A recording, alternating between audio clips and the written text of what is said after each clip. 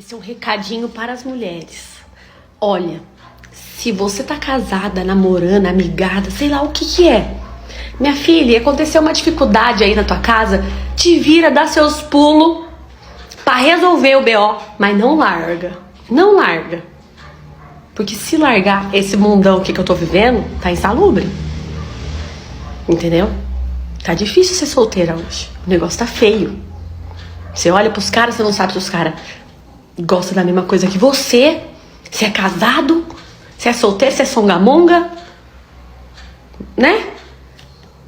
Então tá insalubre, gente. Por favor, fica casado com seus maridos. I love família. Entendeu? Família. Projeto de Deus. Vamos ficar com seus maridos. Entendeu? Dá um remedinho pra ele e fala, vai dormir, filho. Vai dormir que amanhã não resolve. Entendeu? Mas não separa, gente. O negócio é feio aqui. É um relato de uma pessoa que tá aqui, ó. No mundão aqui, ó, que tá... Ela não chorou pelo fim. Chorou pelo silêncio antes do fim. Aquele silêncio que ninguém explica. Aquele que a gente finge não perceber. Gente, os homens de hoje em dia estão demais. Vim pra um date. Dei carona. Entendeu? Chegou aqui o cara não, o menino. Pediu o que queria. E agora vai chegar a conta. E ele já falou brincando, mas nem dividir, meu amor. Eu vou ter que pagar tudo sozinho. Não é falta de amor. É excesso de cansaço emocional. Homens não sumiram de repente. Eles foram se apagando aos poucos. E ninguém perguntou por quê. Tá duro, dorme. Tá duro, dorme. Você poderia mandar um recado pros homens que estão sem dinheiro? Gente, vamos trabalhar. Qualquer coisa eu contrato vocês, tá? Pode colocar o currículo aí que eu contrato. Você pode falar com o que você trabalha? Agora eu sou auxiliar de engenharia. Parece, né? É. Mas vem cá, pode dar uma voltinha pra gente? A mãozinha. Cadê? Vamos analisar a marquinha. Que isso, E se o problema nunca foi os homens de hoje? E se for a forma como todo mundo aprendeu a se proteger? Ninguém quer mais ser o primeiro a se abrir. Isso muda tudo. Meninas, isso daqui é pra vocês verem o quanto vale a pena esperar. Sério. Cara, eu demorei, gente, 1 ano pra me relacionar com alguma pessoa, né? Eu tava sem ficante, sem conversante, sem nada. Mas também quando eu arrumei, meu amor, eu subi e escolhi. Olha isso daqui, ó. Cara, eu disse pro boyzinho, né? Que não é nem meu namorado ainda não, tá? É só boyzinho assim, né? A gente tá se conhecendo. Que eu queria ir pro salão, né? Porque amanhã eu vou pra uma festa de aniversário da minha avó, né? E tudo. Aí eu preciso dar um jeito no meu cabelo, nas minhas unhas e tal. Eu pedi pra ele, gente, só R$1.000 pra ir pro salão. Porque daí, né, eu quero fazer tudo, né? Quero fazer sobrancelha, a boca, quero fazer tudo. R$1.000 ia dar certo. Ele vai lá e me vem com R$3.000, cara. Gente, isso aqui é pra vocês verem, tipo assim... Cara, eu já me humilhei tanto por causa de um boyzinho lixo que não me dava R$100 pra pagar uma unha. E agora, ó... Cara... Juro. Existe uma pergunta que ninguém faz em voz alta. Será que eu também parei de tentar? Ela fica presa na garganta. Mas ela é a mais importante de todas. Tanta mulher boa, solteira, e aí você olha e você fala, nossa, por que essa pessoa tá solteira? Paz. Toda mulher hoje em dia, ela busca paz, segurança emocional e financeira que não está tendo por parte dos homens. Uma das piores coisas que eu acho de se relacionar atualmente é a falta de paz e segurança financeira. Quando você perde, né, de si mesma, quando outra pessoa chega na sua vida. E assim, amor, não tem como saber se você vai continuar tendo a sua paz, mesmo com dinheiro, quando você está com o cara. Porque esses homens são muito astutos. Então, mulheres, tudo que tira a sua paz, logo desde o início, você tem que ficar atenta aos sinais. Se o cara te pede dinheiro, isso corta totalmente a sua liberdade. Se o cara é folgado com você, se o cara é uma pessoa acomodada, você tem que ficar de olho nisso. Às vezes o cara dá sinal, às vezes não. 100% dos casos, os homens dão sinais desde o início. Eles dão sinais que eles vão ser uma pessoa encosto na sua vida. Você mora sozinha, tem sua casa, tem seu carro, seu apartamento, seja lá o que for. O cara, tipo, já quer se enfiar logo na tua casa. Já quer logo casar sem dar o benefício de te pedir em casamento. Já quer, tipo assim, meio que se enfiar na sua vida, na tua rotina rápido demais. Corra desse tipo de cara, sabe? Você tem que ser atenta, porque é 1000 vezes melhor você ficar sozinha e solteira do que com um macho ali que é um peso de porta. Um estudo recente mostrou algo curioso. Homens relatam menos amigos próximos do que há 30 anos. Isso não é sobre romance. Isso é sobre uma geração inteira aprendendo a desaparecer. Hoje eu vim aqui para fazer um pequeno desabafo sobre a vida de solteira. Gente, vocês já repararam que é muito difícil as pessoas fazerem as mesmas perguntas que elas fazem para as mulheres, para os homens? Gente, e tá cada vez mais cansativo responder perguntas do tipo: nossa, você é tão bonita, por que ainda você está solteira? Nossa, como que pode? Você é tão gente boa, por que ainda você não conseguiu encontrar ninguém? Você não se sente muito sozinha? Então, o que eu noto é que as pessoas elas têm dificuldade de aceitar a mulher solteira. A sociedade ela vê a mulher solteira como se ela fosse sozinha, solitária e sofrida. É como se eles imaginassem que quando a gente chega em casa, a gente deita na cama e chora. E assim, ó, tem 3 questões da mulher estar solteira. Ou porque ela simplesmente quer, ou porque ela simplesmente está tentando lidar com os traumas dela, causado, pasmem, por um homem, ou ela tá tentando fazer dar certo e simplesmente não conseguiu ainda. E pra mulher é como se invalidasse as coisas que ela tem. Então, ela já conquistou uma profissão, conquistou uma casa, tem a vida dela ativa, faz as coisas dela, mas ainda assim eles perguntam num tom de curiosidade, mas um certo incômodo pelo simples fato da mulher não ter ninguém. Eu tenho uma estratégia, amigas solteiras, para lidar com esse tipo de coisa. Toda vez que alguém vier perguntar pra você: nossa, por que você está solteira? Você fala assim: pois é, menina, ou menino, né? Pois é, menina, você não tem ninguém bom pra me apresentar? Você pode ter certeza que dificilmente alguém terá alguém bom, alguma pessoa boa pra te apresentar. Às vezes nem os amigos do marido dela ou do namorado dela ou os próprios amigos ela tem coragem de te apresentar, porque você fala: eu quero alguém bom. E assim, ó, pra ser bem sincera, hoje em dia isso serve pra todos nós. Hoje em dia é mais fácil a gente cuidar mais da vida da mulher casada, no sentido de estar mais atenta às mulheres casadas do que das solteiras.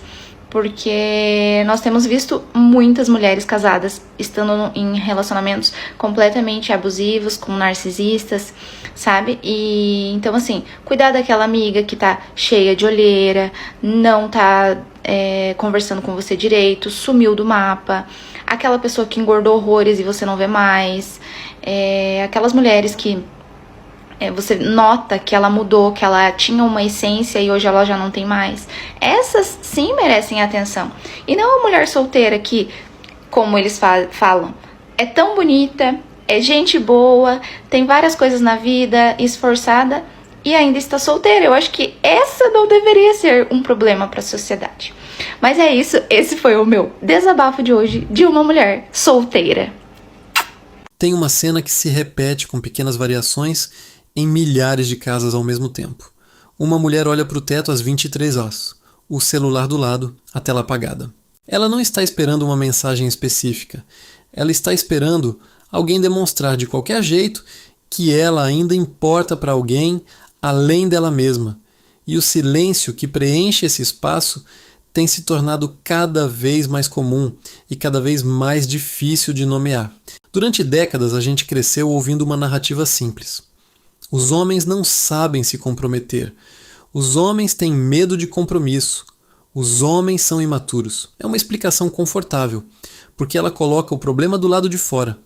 Mas quem observa de perto os relacionamentos modernos, terapeutas de casal, pesquisadores de comportamento e até as próprias pessoas vivendo isso, começa a notar um padrão diferente. Não é medo de compromisso, é exaustão emocional. E exaustão emocional é uma coisa completamente diferente. O que é que tá achando do São João?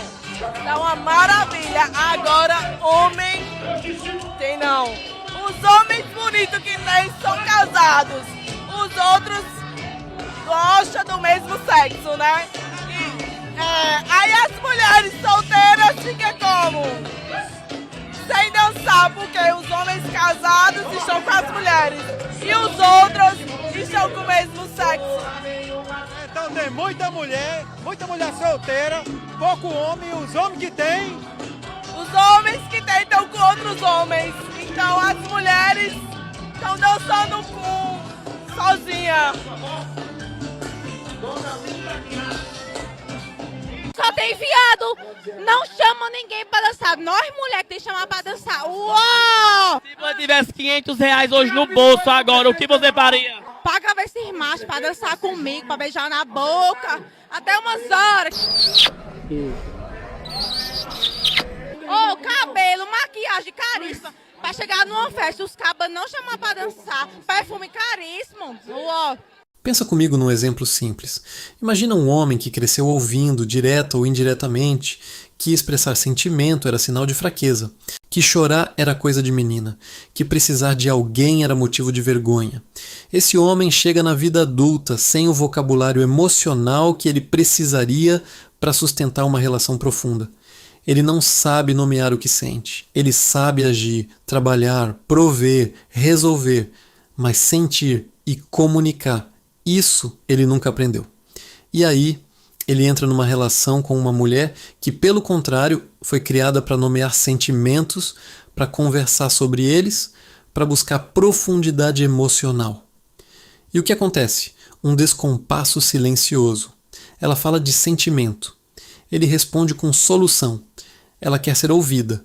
Ele quer resolver o problema e seguir em frente. Nenhum dos dois está errado, mas os dois estão cansados. E é aqui que mora uma das partes mais desconfortáveis dessa conversa. O afastamento masculino, muitas vezes, não é rejeição, é proteção. Uma proteção mal ensinada, desajeitada, mas proteção. Um homem que se afasta emocionalmente, na maioria das vezes, não está dizendo você não importa. Ele está dizendo, sem saber dizer, eu não sei lidar com isso e tenho medo de fazer errado. Então eu simplesmente paro. E para quem está do outro lado recebendo esse silêncio, ele dói exatamente do mesmo jeito que uma rejeição doeria. Talvez até mais, porque não vem acompanhado de explicação nenhuma. Só que tem um segundo fio nessa história. E ele é igualmente importante. Enquanto os homens foram ensinados a esconder o que sentem, as mulheres foram ensinadas ao mesmo tempo a segurar tudo sozinhas, a serem fortes, a darem conta, a não pedirem demais para não parecerem carentes. Então, o que a gente tem na prática são duas pessoas treinadas a vida inteira para não pedir ajuda uma à outra, só que agora tentando construir intimidade juntas. E intimidade exige exatamente o oposto disso. Exige pedir, exige mostrar fraqueza, exige deixar o outro ver a parte que a gente mais tenta esconder. Hoje eu vou te explicar por que tem tanta mulher bonita solteira hoje em dia. Não, minha gata, não é porque tá faltando homem no mundo, não. Pode ser que você seja uma mulher atraente, pensando fisicamente. Uma mulher bonita que se cuida, que vai pra academia, que tem uma apresentação legal. Só que, de alguma forma, você se sente invisível. Parece que você repele as pessoas, afasta as pessoas de você, ninguém se aproxima. Você pode até atrair no primeiro momento, mas ninguém fica. E aí uma coisa que não te contaram ainda é que a beleza não é o que sustenta um relacionamento. A beleza, ela chama a atenção. Mas o que faz uma pessoa te escolher e ficar com você é a sua energia, a sua vibe. É você ter o famoso molho. Então o que eu quero que você entenda é que muito provavelmente está faltando para você essa habilidade social de se conectar com o outro, de ser uma mulher interessante com um papo bom, de ser carismática, de ser uma pessoa que tem facilidade de gerar conexões. Então, por mais que você seja bonita, se você é uma pessoa antissocial, extremamente reservada, uma pessoa com cara ou vibe de antipática, dificilmente o cara vai investir em você só porque você é mais um rostinho bonito. Porque a convivência com você não é uma convivência agradável, não é uma convivência leve. Então, outras mulheres que talvez não sejam tão atraentes quanto você, estão conseguindo se relacionar com mais facilidade porque elas estão muito mais abertas a um relacionamento, porque a convivência com elas é muito mais agradável. E isso, comparado à beleza que você entrega, vale muito mais a pena, entende? Porque beleza por beleza a gente encontra com facilidade em muitos lugares. E a gente consegue melhorar muito a beleza quando a gente investe na gente. Mas o carisma, meu amor, isso aí é outro patamar. Então, muitas vezes você tá perdendo pra pessoas, não que isso seja uma competição, tá, gente? Mas muitas vezes você tá se sentindo invisível por falta de carisma, por falta de energia, por falta de leveza, por falta de feminilidade, que é o que faz diferença nos relacionamentos. Tá? O que mais chama atenção, é o que mais te diferencia, é o que faz as pessoas se conectarem com você, falarem de você e você conseguir conhecer gente com muito mais facilidade, tá? Mas a parte boa disso tudo é que por mais que você tenha essa dificuldade hoje, isso não é uma característica sua enraizada. É algo que você pode mudar e pode desenvolver. E é isso que eu ensino nos meus cursos. Como se tornar uma mulher mais leve, mais feminina, uma pessoa mais agradável, uma pessoa que tem um bom papo e que seja, consequentemente, magnética. Não só na aparência, mas também no interior. Se você quer aprender a fazer isso na prática, aproveita para entrar no grupo VIP do WhatsApp, porque no dia 6 de novembro, na quinta-feira, eu vou liberar uma oferta de todos os meus cursos de flerte, de Instagram, de como ser uma mulher magnética, com um valor super especial e acesso vitalício. É só clicar no link da bio e entrar no grupo VIP, que é por lá que eu vou liberar. Agora, imagina isso multiplicado por aplicativos de relacionamento, por redes sociais, por uma cultura inteira que transformou conexão humana em decisão rápida baseada em uma foto e uma frase de efeito. As pessoas aprenderam a substituir profundidade por volume. Em vez de conhecer uma pessoa de verdade, dá para simplesmente dar match em outra. Em vez de resolver um desconforto numa conversa difícil, dá para simplesmente sumir. E essa prática até ganhou nome, virou gíria, virou piada, virou normal. E o problema de normalizar o desaparecimento é que ele deixa de ser exceção e vira expectativa. Um número cada vez maior de pessoas entra numa conexão nova já esperando que ela vá terminar em silêncio, não em conversa.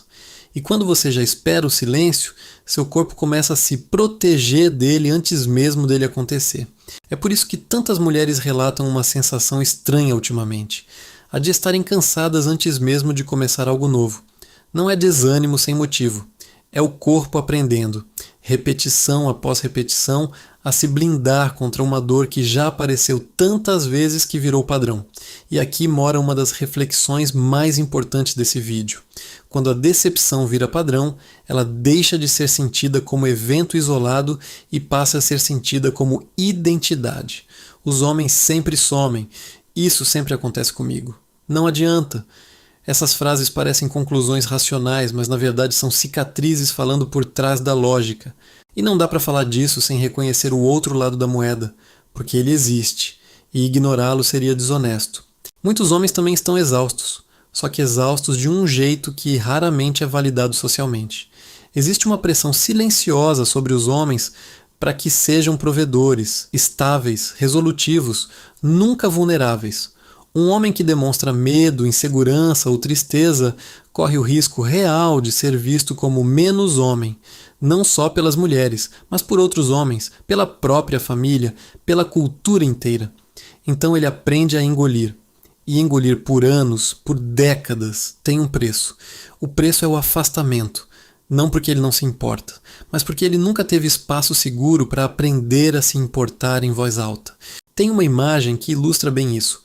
Pensa em duas pessoas em lados opostos de um rio. Uma está gritando, tentando ser ouvida cada vez mais alto, porque sente que ninguém está prestando atenção. A outra está em silêncio, cada vez mais quieta, porque sente que qualquer palavra que disser vai ser a errada. As duas estão sofrendo com a mesma distância, só que uma sofre fazendo barulho e a outra sofre desaparecendo. E de longe, para quem observa, parece que uma pessoa se importa e a outra não. Mas de perto, a verdade é mais complicada. As duas estão com medo, só que aprenderam formas completamente diferentes de mostrar isso, ou de esconder isso. Agora, o que fazer com tudo isso? Porque entender o problema sem caminho nenhum só aumenta a sensação de impotência, e não é essa que é a intenção aqui. A primeira coisa que vale reconhecer é que esse padrão não é sobre os homens de hoje, nem sobre as mulheres de hoje. É sobre uma geração inteira dos dois lados, tentando reaprender uma linguagem emocional que praticamente ninguém ensinou direito. Isso muda a pergunta de por que ele é assim? Para que tipo de espaço eu consigo criar para que as pessoas ao meu redor se sintam seguras o suficiente para não desaparecer? E essa pergunta, por mais simples que pareça, tem um poder enorme, porque ela tira a gente do papel de vítima da situação e coloca a gente no papel de alguém que participa ativamente da mudança. Isso não significa se responsabilizar pelo comportamento do outro. Ninguém é responsável por curar a ferida emocional de outra pessoa. Mas cada relação, de amizade, de romance, de família, é também um pequeno ecossistema e todo ecossistema responde ao ambiente que é criado dentro dele. Relações em que existe espaço real para vulnerabilidade, sem julgamento, sem cobrança, sem punição emocional pelo erro, tendem a produzir menos silêncio e menos fuga. Não é mágica, é consequência. Tem outro ponto que merece atenção, e ele é sobre a própria relação que cada pessoa tem consigo mesma antes de qualquer relação com o outro. Muita gente busca na presença de alguém aquilo que só pode ser construído dentro de si primeiro, a sensação de ser suficiente. Quando essa base interna está frágil, cada silêncio do outro lado vira uma ameaça existencial. Cada mensagem não respondida vira prova de que eu não sou o bastante. E aí, a pessoa entra num ciclo de ansiedade que, ironicamente, empurra o outro para ainda mais longe, porque ninguém consegue sustentar por muito tempo o peso de ser a única fonte de valor de alguém. Isso não é culpa de quem sente isso. É consequência de uma cultura inteira que ensinou, principalmente as mulheres, que o valor pessoal está atrelado a ser escolhida, ser querida, ser mantida por perto por outra pessoa. E quando essa crença estrutura a autoestima, qualquer distância vira dor profunda, porque não é só essa pessoa se afastou, talvez eu não seja suficiente para ninguém. E é exatamente aí que mora um dos maiores trabalhos internos possíveis. Separar a experiência de essa pessoa se afastou da conclusão de eu não tenho valor. São coisas completamente diferentes, mas o cérebro, sob dor, adora fundir as duas numa só.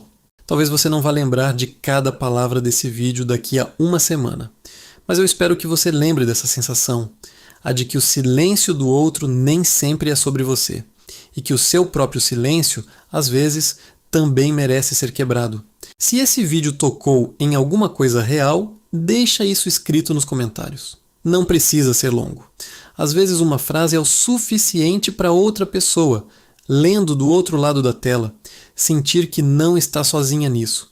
E se você quer continuar essa conversa comigo sobre relações, sobre autoconhecimento, sobre o que realmente sustenta uma conexão humana no mundo de hoje, se inscreve aqui, deixa o like e vem para o próximo vídeo. A gente continua essa reflexão juntos.